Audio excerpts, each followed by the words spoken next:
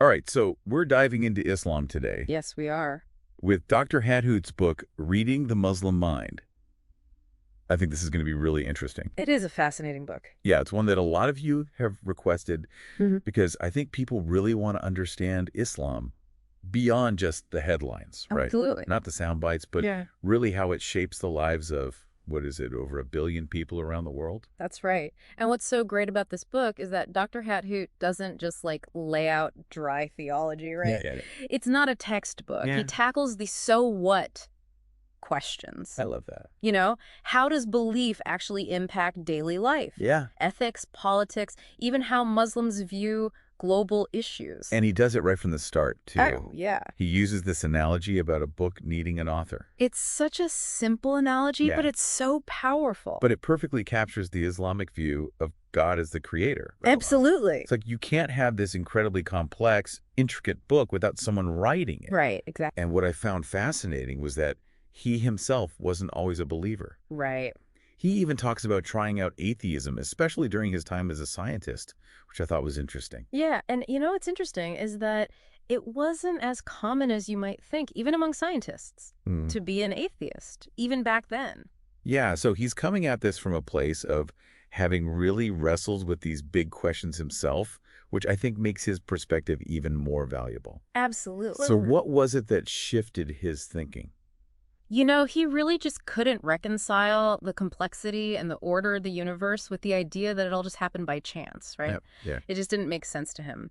So this led him to the concept of God's oneness, which is a core principle in Islam. Okay. And it's actually one of the key things that differentiates it from Christianity, right? Right, the Trinity. The Trinity, exactly. Okay, that makes sense. Now, speaking of things that people often get confused about, Mm. what about the term Allah? Some people think it's a different God than the one that Christians or Jews worship. Not at all. It's not.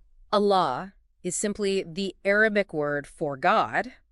Okay. You know, think of it like God in English, Dieu in French, Dios in Spanish. It's the same God that Abraham, Moses, and Jesus all worship, just different languages using different words. In a perfect sense. Like the sun, right? Exactly. We can call it different things in different languages, but it's still the same sun. Exactly. Okay, so we've established that Islamic belief in God, but Dr. Hathout doesn't just stop there, right? He goes on to ask, so what?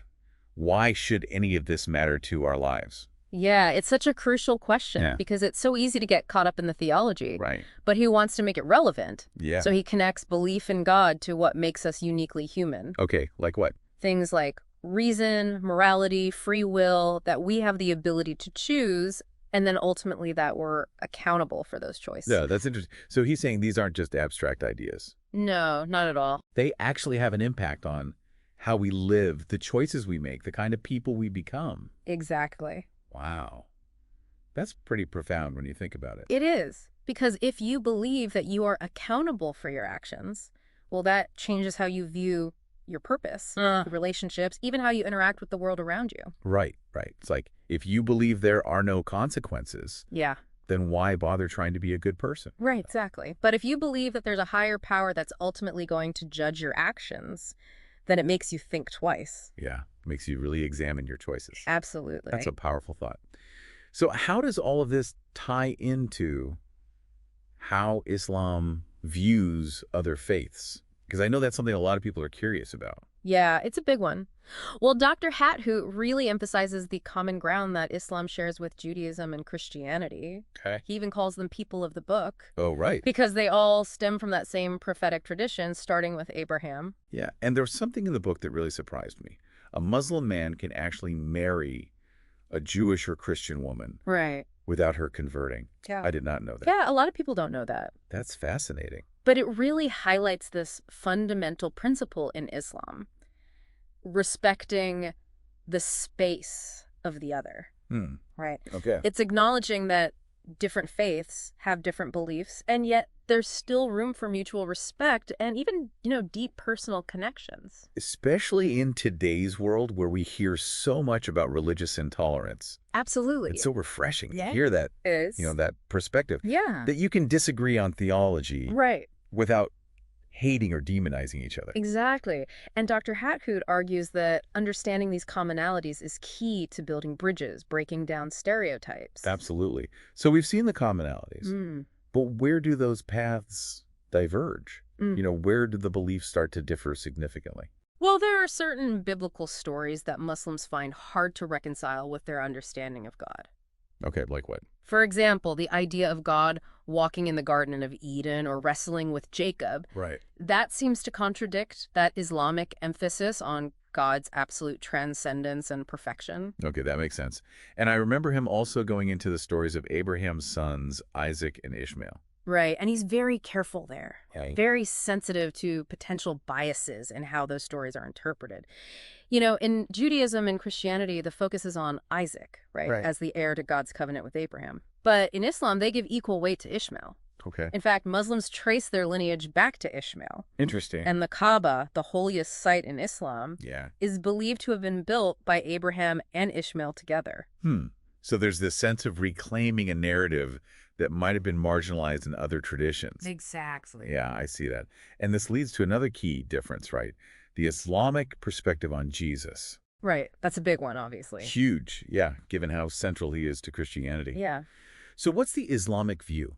So Muslims believe in the virgin birth of Jesus. They do? Oh, absolutely. Yeah. They believe it was a miracle.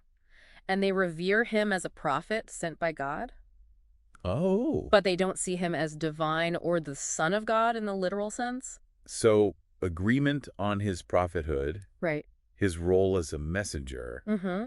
but differing on his nature Exactly. and his relationship to God. Exactly. It's a core theological difference, but it's important to note that it doesn't diminish their respect for Jesus at all. Okay. He's still a revered figure in Islamic tradition. Okay, that's really good to know because I think a lot of times those nuances get lost Oh, absolutely. in those sort of, broader discussions. For sure. So we've covered some key doctrinal distinctions.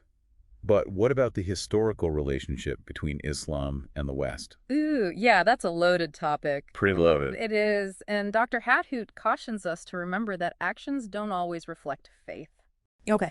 Just because individuals or groups have done terrible things in the name of religion doesn't mean that religion itself is to blame. Right. Right. So we have to be careful about painting with too broad a brush. He brings up the Crusades as a real turning point in that relationship. Yeah, such a pivotal moment in history. He even quotes a crusader who talked about wading in blood up to their ankles after capturing Jerusalem. Wow, yeah, it's a chilling image. It's chilling. And it's a reminder that, history is often written by the victors, right? Absolutely. And that even acts of incredible brutality can be framed as righteous in the name of God. Yeah, and that quote really reminds us of that. But Dr. Hathout, he provides some crucial context too, right? He does. Even the Pope at the time condemned some of those crusader actions, He did. recognizing the atrocities committed in the name of Christianity. Right, which again brings us back to that point of not painting entire groups with a broad brush. Right. There were people within Christianity itself who were horrified by what was being done in its name. So again, it's about that nuance. Yes. Right, not just accepting a single narrative, Yeah. but understanding the complexities of history. Absolutely. How individuals, even within a religious group, Right. can hold vastly different views and act in ways that sometimes contradict their own faith's teachings. For sure. And you know what else I thought was interesting? What's that? Dr. Hathout points out how the word crusade itself has become embedded in our language. It has. Right, we use it all the time. We do. Often to justify actions that have nothing to do with righteousness or, It's become so loaded. Yeah. It's almost lost its original meaning. right. And it shows how language can be so powerful, Oh, absolutely. right? Shaping our perceptions, Uh-huh. not just of the past, Yeah. but influencing our actions in the present. It's like that saying, those who cannot remember the past are condemned to repeat it. Oh, that's a good one. But it's also about remembering the past accurately Yes, that's key. and not letting those distorted narratives shape our present. Okay, so we've covered a lot of ground here. We have. The essence of Islam, its relationship to other faiths, this complex and often, fraught history with the West. Yeah. But let's shift gears a bit and talk about how Islam shapes daily life. Okay. Because Dr. Hathout really dives into the 5 pillars of Islam, Yes, he does. which are really central to this. Absolutely. And what's key to understanding about these pillars Yeah. is that they're not just rituals that you go through. Right. They're meant to impact your entire outlook on life, Okay. your actions, your thoughts, your relationships. So it's not just about going through the motions. No. It's about internalizing these principles. Yes. Letting them really guide you. In every aspect of your life. In every aspect of your life. Yeah. Wow. It's about embodying your faith. Okay, I love that. So let's break these down. Okay. So our listener can really get a good grasp of what these entail. It's good. What are we talking about here? All right. So the first pillar is the Shahada, Okay. which is the declaration of faith. Okay. It's affirming the oneness of God and acknowledging Muhammad as his prophet. But it's more than just words, right? Right. It's committing to let those beliefs guide your actions and your choices, your whole relationship with the world. So it's like saying, this is what I stand for, and then actually living it out. Exactly. Okay. The second pillar is Salat, the 5 daily prayers. Okay.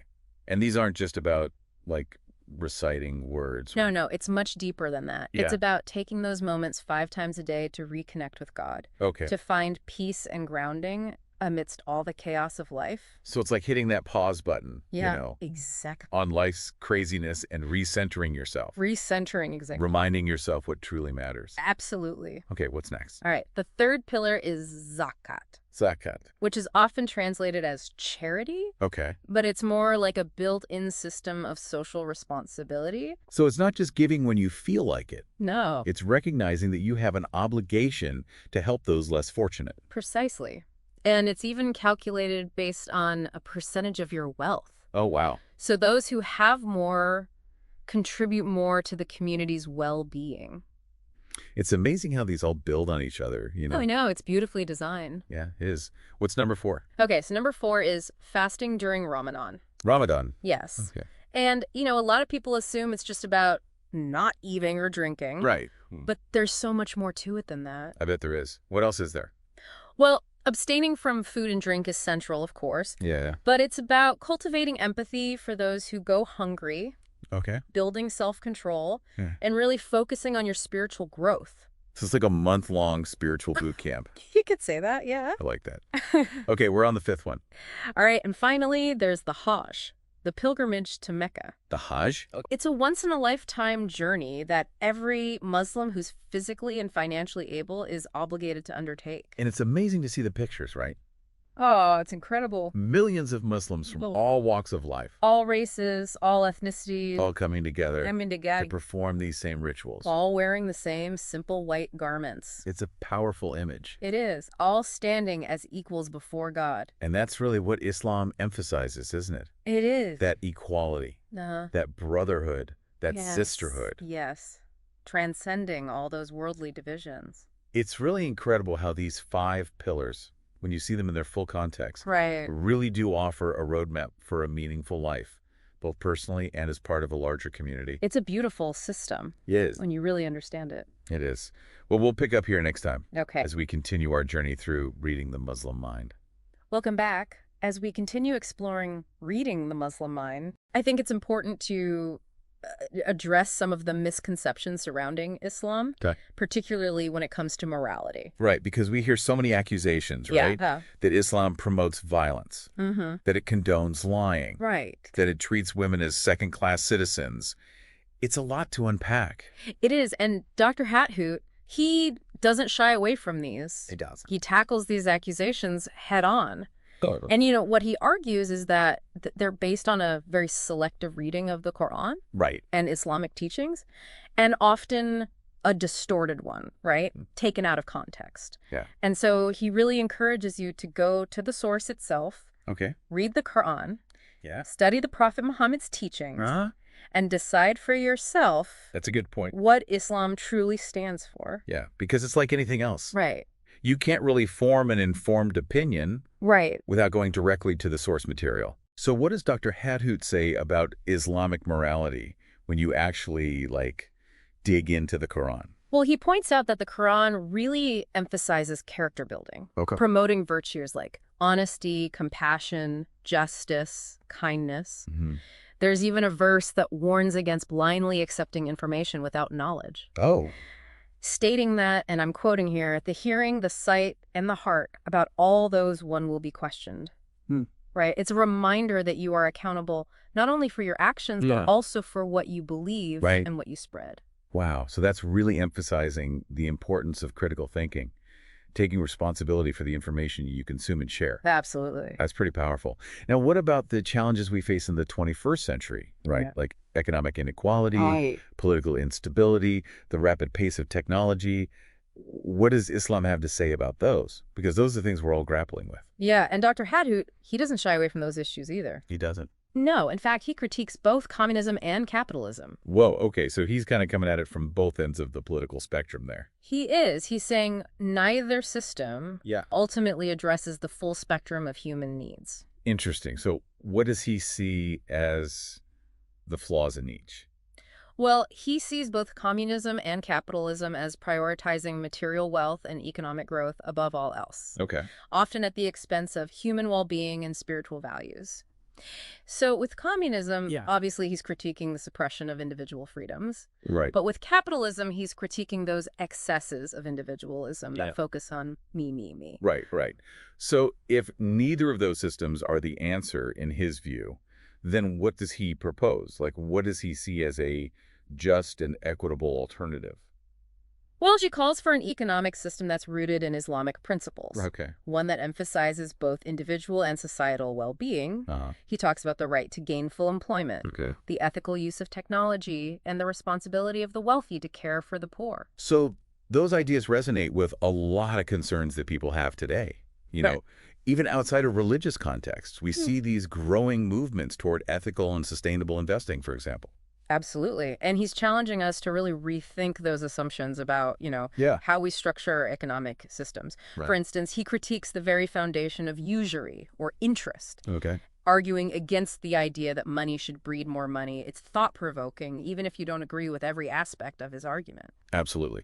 So shifting gears a bit to the political landscape, there's this big question that always comes up. Right. Can Islam coexist with democracy? It's a huge one. It's a huge one. Yeah. And Dr. Hathout, he tackles this directly, He does. arguing that Islam is not only compatible with democracy, but that it actually lays the groundwork for a just and participatory political system. That's a bold claim. It is. So how does he back that up? What's his reasoning? Well, he introduces this concept of Shura, which means consultation.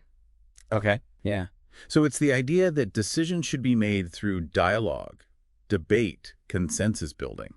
Interesting. So it's not about blind obedience to a single leader. No, not at all. It's more about collective decision-making, where everyone has a voice. Exactly. And he gives historical examples of this, Okay. of Shura being practiced during the Prophet Muhammad's time Right. and in that early Islamic community. Okay, but some people would argue, wouldn't they, that in a democracy, God could be outvoted. What does Dr. Hathout say about that? Well, he addresses that by emphasizing that Islamic democracy would operate within the framework of Sharia, or Islamic law. Okay, now explain Sharia to our listeners who might not be familiar with that term. Yeah.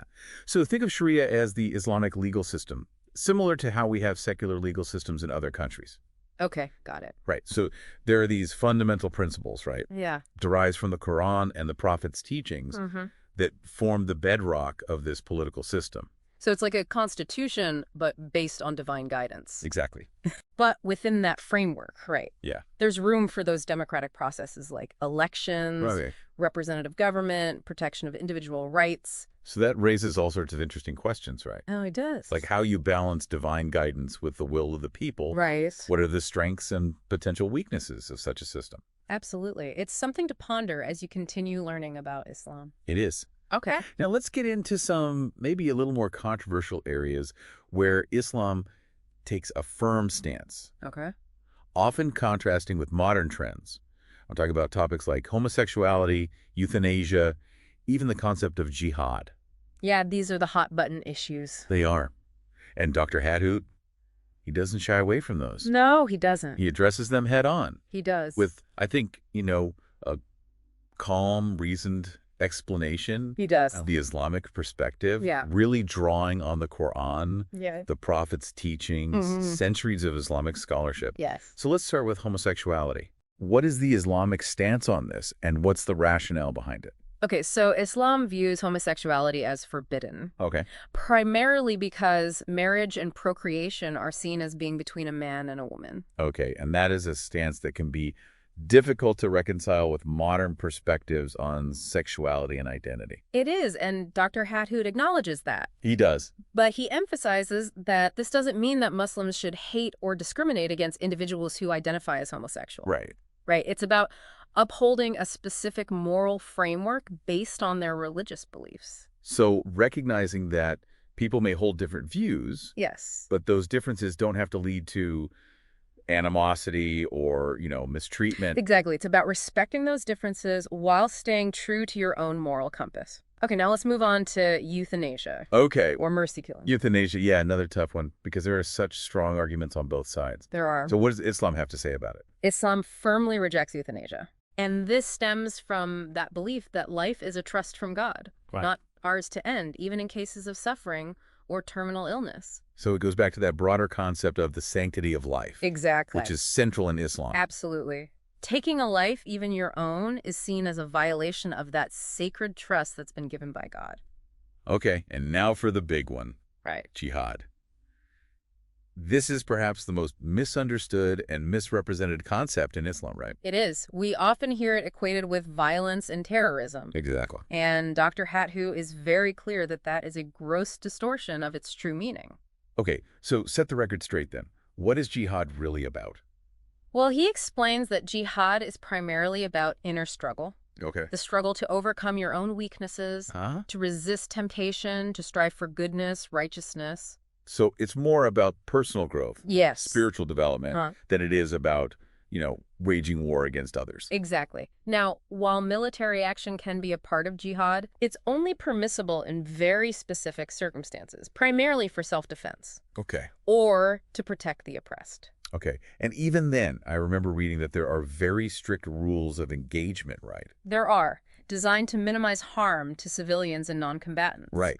But those rules were laid out centuries ago when warfare was very different Exactly. than what we see today. Right. So how do those rules apply in the context of modern warfare? Right. With these advanced weapons Yeah. and often these blurred lines between combatants and civilians. It's a question that contemporary Islamic scholars are grappling with. Yeah, no easy answers. But those core principles remain, right? Right. Minimizing harm, upholding justice, striving for peace whenever possible. It's complex, It is. but important to understand. Absolutely.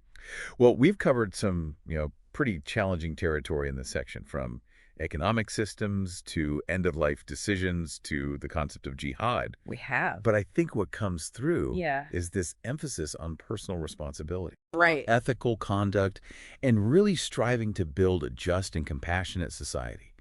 Those are values that resonate with people from all walks of life, They do. regardless of their religious beliefs. And it's important to remember that these are just a few examples. Right. The breadth and depth of Islamic teachings on morality and ethics are vast. Yeah. And they continue to be debated Sure. and interpreted by scholars and believers around the world. Of course. So there's always more to learn and explore. Always more to learn. Well, join us for the final part of our journey Okay. through Reading the Muslim Mind, Sounds good. where we'll explore Dr. Hathout's vision for a better world. Welcome back to our final exploration of Dr. Hathout's Reading the Muslim Mind. It's been quite a journey. It has. What do you And as we wrap up, I'm struck by his call for something much deeper than just changing policies or systems, Yeah. He's really calling for a change of heart, a shift in our core values. It's interesting, right? He argues that we've become so fixated on material wealth that we've lost sight of the things that truly matter. Right. Compassion, Yeah. generosity, recognizing our interconnectedness as human beings. It's like our systems, whether it's capitalism, communism, or even some forms of democracy, Yeah. they're built on this foundation that's, kind of selfish. Yeah. It's all about more, more, more. Right. And until we address that, it's like we're just stuck in these cycles of inequality and conflict. And so he introduces this idea of love as the driving force for a better world. Now, I have to admit, when I first read that, Yeah. I was like, love? Really? in this economy. Right. It sounds a little idealistic. Yeah, but he's clearly not talking about some fluffy Hallmark card version of love. No, not at all. So what kind of love are we talking about here? He's talking about a love that's rooted in action, in commitment to justice, Okay. in being willing to sacrifice your own comfort for the well-being of others.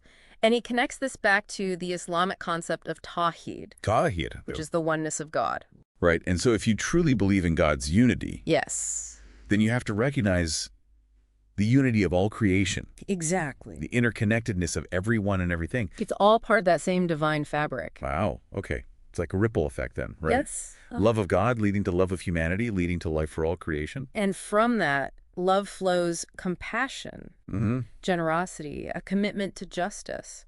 He paints this picture of a world where people actually derive more pleasure from living by their value Yes. than from chasing wealth and status and power.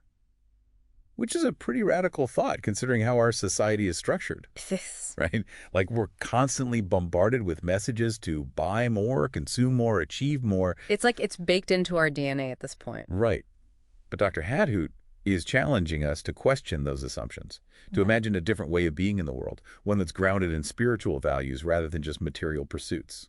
And it's not all just theoretical. He gets into the practical side, talking about a more equitable distribution of wealth, the ethical use of technology, even how our education systems should focus on character development and spiritual growth. So he's offering a vision, not just a critique. Exactly. And this vision, it's rooted in Islamic principles, but it speaks to those universal human values as well, right? Absolutely. It's about recognizing our shared humanity and working together to create a world that reflects those values. And he leaves us with this question that's really stuck with me.